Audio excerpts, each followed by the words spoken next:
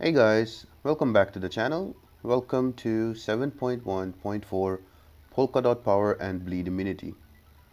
So we have quite a few options we can use for this path. I would suggest you to use either poison champions or you can use flammable champions because they will do extra damage as there is a helpful node for you to complete this path very quickly. There is a node that is Polka dot power on this path, so you can only gain power if you can apply a damage over time debuff on your opponent. So incinerates will work as well. Bleed cannot work because there is also bleed immunity here. Poison will work as well, and combine that together with highly flammable that gives 200% extra damage, and the poison vulnerability also gives 200% extra damage. So the best champions for this path is going to be a sunspot, a human torch, both abominations. Anybody who can apply poison or who can apply incinerate without having to use a special attack. Apart from those champions, you can also use champs with power gain. So Hyperion will work really nicely here. Mordo will work really nicely. You can also use Doctor Strange or Sim Supreme. So any champions that have built-in power gain, they will work good on this path. And if you don't have any of them, then you can always go back to those ramp-up champions. I'm talking about your Aegon, your Gilly 2099, and Star-Lord. And for the boss, it's going to be a very tanky Juggernaut with Caustic Temper. There's quite a few options we can deal with him, but we'll discuss it once we get to the boss fight. Before jumping into the path, guys, if you are not subscribed to the channel, please press that subscribe button and like the video, leave a comment down below. All of that really helps me out a lot and keeps me motivated for doing these videos. The first fight is against a Mordo. Now this is probably the most annoying fight apart from Thing on this path. You really need to be careful of not pushing him to an SP3 because of his power gain. He becomes very defensive. So I would suggest you to always keep him to an SP1 and wait for him to throw that. If he goes into his power gain mode, no problems. You will only gain 1 bar of power and then you can bait out that SP2. Once you have that down, then you only need to bring in a champion that has either Incinerator or Poison to kill him faster. He's probably going to be the only difficult fight on this path, so I would suggest a Human Torch or a Sunspot or somebody who can inflict poison and kill him as soon as possible.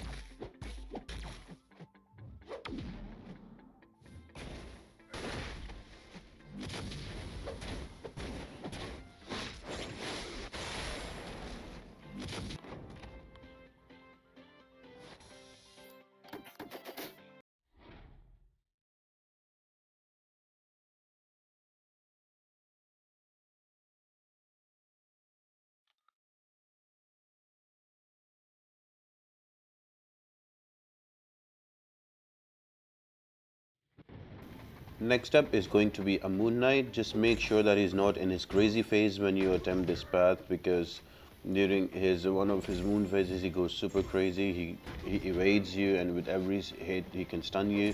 So just be wary about that. I'm bringing in Hyperion because he's really great for this path. First, he will gain his own power because he has power gain, and secondly, on his SP1 he can imply a Incinerate on the opponent. So when you combine both of them, he can gain some crazy power. So all I'm doing is parry and heavy and building up those furies, and then I will parry, use the first hit of the heavy attack, and then use I'll use a special, and the opponent will die very quickly. You can use any of these champions to do the whole path. I'm doing different champions to show different options, and as always, you can always bring a ghost or you can always bring a quake for this path as well. They will do good as well, but for the sake of the video, I'm not going to use those champions.